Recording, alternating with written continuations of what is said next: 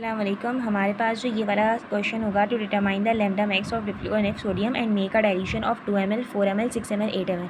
तो हमारे पास जो डिक्लोफेनेक सोडियम है उसकी एक कंडीशन ये है कि डिक्लोफेनेक सोडियम जो है वो NaOH के बगैर डिज़ोल्व नहीं होता। तो हम जब UV पे रन करेंगे उससे पहले हमने डिक्लोफेनेक सोडियम का जो है वो स्टॉक बनाना होगा। सही है। तो जब डिक्लोफेनेक सोडियम का हम स्टॉक बनाएंगे तो स्टॉक बनाने के लिए हमें NaOH की नीड होगी। जब हमें NaOH की नीड होगी तो हम डिक्लोफेनेक को, क्योंकि हमें डिसॉल्व करना है, तो हम क्या करेंगे, डिक्लोफेनेक सोडियम लेंगे। डिक्लोफेनेक सोडियम को हम NaOH और इसके बाद हम इसको वाटर में डालेंगे तो हमारे पास क्या बन जाएगा, स्टॉक बन जाएगा। सही है। अब फॉर एग्जांपल हमें अब ये पता करना है कि NaOH जो हमने लिया है वो हम कितना लेंगे ताकि जो है हम इसको डिसॉल्व कर सकें। सही है। डिक्लोफेनेक के अंदर हमने NaOH को डिसॉल्व करना है, फिर वो वाटर में जाएगा। तो इसको कैलकुलेट करने के लिए हम amount is equals to normality multiply by molecular weight multiply by required volume divide by 1000। अब चूँकि हमने यहाँ पे डिक्लोफेनेक ग्राम में ली है तो मैंने क्या बताया था कि अगर हमें बस माइक्रोग्राम में होगी तो हम एक्स्ट्रा डिवाइड करेंगे 1000 से।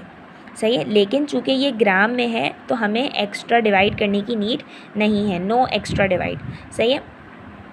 तो यहाँ पे देखो, यहाँ पे हमारे पास जो है वो हो गया। यहाँ पे हमने नॉर्मेलिटी लिखा 1, मॉलिक्यूलर वेट NaOH का मॉलिक्यूलर वेट क्या होता है 23 + 16 + 1, तो हमारे पास ये 40 बन जाएगा। तो 40 मल्टीप्लाई बाय रिक्वायर्ड वॉल्यूम, हम इसको 10 ml में बना रहे हैं, मतलब कि हम इसको 10 ml के हिसाब से कर रहे हैं। उसके अलावा 1000, तो इसको जब मल्टीप्लाई करेंगे और डिवाइड करेंगे तो 0.4 आएगा। तो इसका क्या मतलब है, 0.4 NaOH is dissolve in 100 mg, मतलब 100 mg डिक्लोफेनेक सोडियम ली, उसके अंदर हमने 0.4 ग्राम NaOH डाला और उसका हमने स्टॉक सॉल्यूशन बना दिया 100 ml का। सही है। अब इसके अंदर हम पैरेलल डाइल्यूशन बनाएंगे। हम इसके अंदर सीरियल डाइल्यूशन इस वजह से नहीं बना रहे क्योंकि देखो, अगर सीरियल डाइल्यूशन बनाएंगे तो पहली वाली डाइल्यूशन में क्या होगा, जैसे पहली वाली हम C1 में क्या लेते हैं, C1 में ये लेते हैं कि C1 में जो हमने स्टॉक बनाना है, मतलब 100 ml का स्टॉक है तो यहाँ पे भी 100 ml आएगा। V1 ऐसे ही, C2 क्या होगा, ये 2, और V2 क्या होगा, जिसके अंदर हमें करना है 10 ml की जो है ना वो हमारे पास वॉल्यूमेट्रिक फ्लास्क होता है, तो हम उसके अंदर इसको बनाएंगे।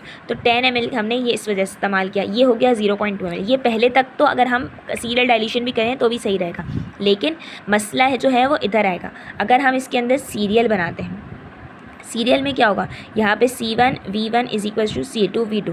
अब हमारे पास क्या होता है कि अगर हम जो है वो अगर हमारे पास यहाँ पे 100 आए तो नेक्स्ट डाइल्यूशन क्या होगी, हमारे पास जो आएगी हम उससे करेंगे। अब यहाँ पे हमने कितने ml की डाइल्यूशन बनाई है, 2 की बनाई है, तो ये यूँ हो जाएगा 2 multiply by V1 is equal to C2 क्या होगा, हमें क्या बनाना है अब 4 multiply by 10, V1 is equals to 40/2 is equals to 20।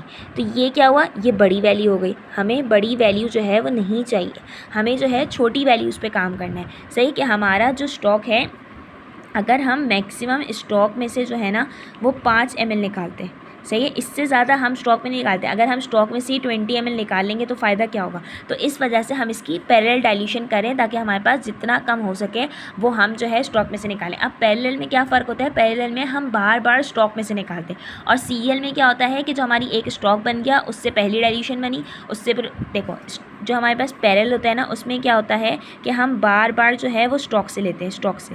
लेकिन जब हमारे पास जो सीरियल होता है ना उसमें क्या होता है कि हमने पहले स्टॉक से ले लिया, स्टॉक के बाद हमने फर्स्ट डाइल्यूशन बनाई, फिर हमने फर्स्ट डाइल्यूशन से सेकंड डाइल्यूशन बनाई, फिर सेकंड डाइल्यूशन से थर्ड डाइल्यूशन बनाई, मतलब लेना हमने पहले स्टॉक से, स्टॉक के बाद फर्स्ट बन गई। अब हमें किससे लेना है, फर्स्ट में से लेना है, सेकंड आया फिर सेकंड में से लेना है, थर्ड आया थर्ड में से लेना है, बार बार स्टॉक में से ही लेना। पैरेलल में क्या होता है, बार बार स्टॉक में से लेना होता है। तो हमने यहाँ पैरेलल बनाई है, तो यहाँ पे 100 V1 is equals to C2 क्या हुआ, ये हमारे पास 4 ml आया, तो 4 ml मल्टीप्लाई बाय 10, तो इस तरीके से हमने किया।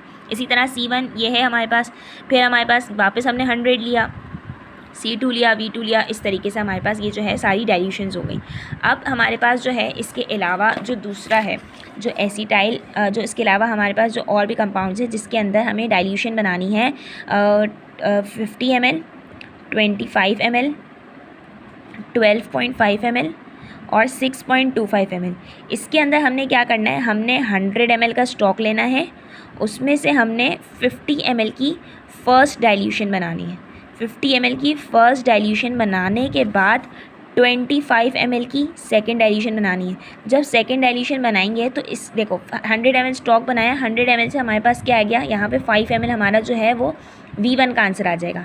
हम इस 5 ml हमने स्टॉक में से 5 ml निकाला, उसके अंदर हमने 5 ml वाटर डाला, तो हमारे पास 10 ml का वॉल्यूमेट्रिक फ्लास्क बन गया। ये हमारी हो गई फर्स्ट डाइल्यूशन। सेकंड डाइल्यूशन में क्या होगा, हमने 50 ml तो ये बना लिया, अब हम 50 ml में से 5 ml लेंगे 50 ml के उसमें से। अब स्टॉक में हमें नहीं जाना, अब हम 50 ml से ले लें, पहली डाइल्यूशन में से ले रहे हैं। 50 ml में से हमने 5 ml लिया, उसके अंदर हमने 5 ml वाटर डाला। 5 ml हमने वाटर डालने के बाद ये 10 ml हमने वॉल्यूमेट्रिक फ्लास्क में बनाया। 10 ml वॉल्यूमेट्रिक फ्लास्क से बनाने के बाद हमारी ये कौन सी डाइल्यूशन हो गई, सेकेंड डाइल्यूशन हो गई। अब थर्ड डाइल्यूशन बनाने के लिए हम क्या करेंगे, हम लेंगे 25 में से हमने कितना लिया, 5 ml लिया, उसके अंदर हमने 5 ml वाटर डाला, ये हमारी बन गई 10 ml की डाइल्यूशन। 10 ml हमारी ये कौन सी बन गई, थर्ड डाइल्यूशन। तो ये 100 से क्या हुई 50, 50 से क्या हुई 25। अब 25 से हम क्या बनाएंगे 12.5, सही है। अब 25 हमारे पास यहाँ 50 से अब ये हो गई, ये हमारी फर्स्ट डाइल्यूशन हो गई। ये हमारी स्टॉक थी, स्टॉक से ये फर्स्ट हुई, ये सेकंड हुई, ये थर्ड हुई। 50 में से हमने 5 निकाला तो 25 बना, 25 में से 5 निकाले तो 12.5 बना। अब 12.5 में से 5 ml हम निकालेंगे और 5 ml का डालेंगे वाटर, तो हमारी क्या बन जाएगी 6.25। तो इसका मतलब एक स्टॉक और 4 डाइल्यूशंस हमने इसकी बना ली। इसी तरह यहाँ पे भी हमारे पास जो है वो एक स्टॉक बनेगा 0.4 ग्राम वाला, जो हमारा 100 ml का जो स्टॉक है 100 ml का स्टॉक बनेगा। लेकिन चूँकि ये पैरेलल डाइल्यूशन है इसलिए हमने बार बार 100 से लिया है, तो बार बार हम स्टॉक में से लेंगे।